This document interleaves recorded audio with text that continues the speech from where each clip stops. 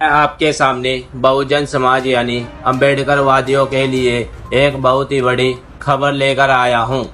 बाबा साहब डॉक्टर अम्बेडकर जी ने Republic party of India, जिसे अक्सर रिपब्लिक पार्टी या केवल रिपब्लिकन कहा जाता है, भारत में एक राजनीतिक पार्टी थी जिसकी जड़ें डॉक्टर बाबा साहब अम्बेडकर के नेतृत्व वाले अनुसूचित जाति संघ में थी।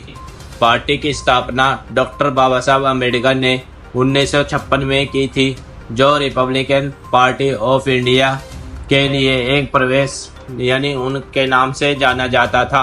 यह डॉक्टर बाबा साहब अम्बेडकर द्वारा बनाई गई आरपीआई नाम की राजनीतिक पार्टी है।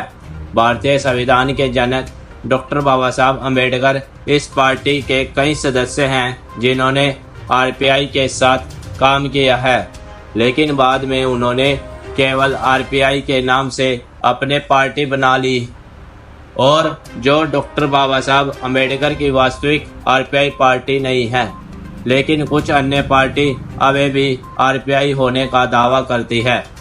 अब दोबारा फिर से बाबा साहब अम्बेडकर जी की पार्टी आरपीआई चुनाव लड़ने जा रही है महाराष्ट्र में, जो कि उपचुनाव हो रहे हैं सभी प्रदेशों में।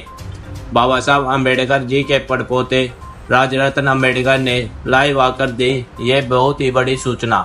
महाराष्ट्र में उपचुनाव की 29 सीटें हैं, जिसमें से सभी सीटों पर आरपीआई प्रत्याशी उतारेगी और मजबूती के साथ चुनाव लड़ेगी। उन्होंने लाइव आकर ये भी बोला है कि आप बीएसपी व उनके चाचा यानी कि प्रकाश अम्बेडकर जी की पार्टी वीबीए को छोड़कर एक बार बाबा साहब अम्बेडकर जी की पार्टी पर यानी कि आरपीआई पर विश्वास करें और उन्हें वोट दे और सत्ता में लाए।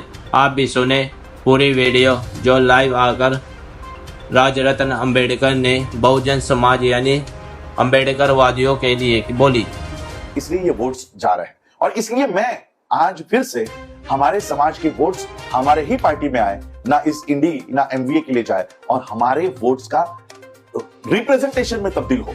इसके लिए आज मैं बाबा साहब के रिपब्लिकन पार्टी ऑफ इंडिया को फिर से रिवाइव करके इस पॉलिटिकल मूवमेंट को अपने हाथ में लेने की मुहिम कर रहा हूं। जो विश्वास अपने बहन जी पे दिखाया, मेरे चाचा जी पे दिखाया, मैं चाहता हूं कि ये विश्वास एक बार आप मेरे पे दिखाए। याद रखिएगा, मैं उस डीएनए से हूं जिस डीएनए ने इस देश में 2500 साल की गुलामगिरी को 60 साल के उनके जीवन कार्यकाल में खत्म कर दिया। उस डीएनए को लेकर मैं चल रहा हूं। हमारे महाराष्ट्र के बौद्धों को मैं ये अपील करना चाहूंगा कि जो विश्वास आपने बाला साहब पे दिखाया, एक विश्वास इस बार महाराष्ट्र के असेंबलीज में कुछ पे दिखाइए, ताकि बाबा साहब ने जो रिजर्व सीट्स गांधी के जान के बदले में हमको हासिल करके दी है, उस रिजर्व सीट्स पर आज बीजेपी का और कांग्रेस का कब्जा है।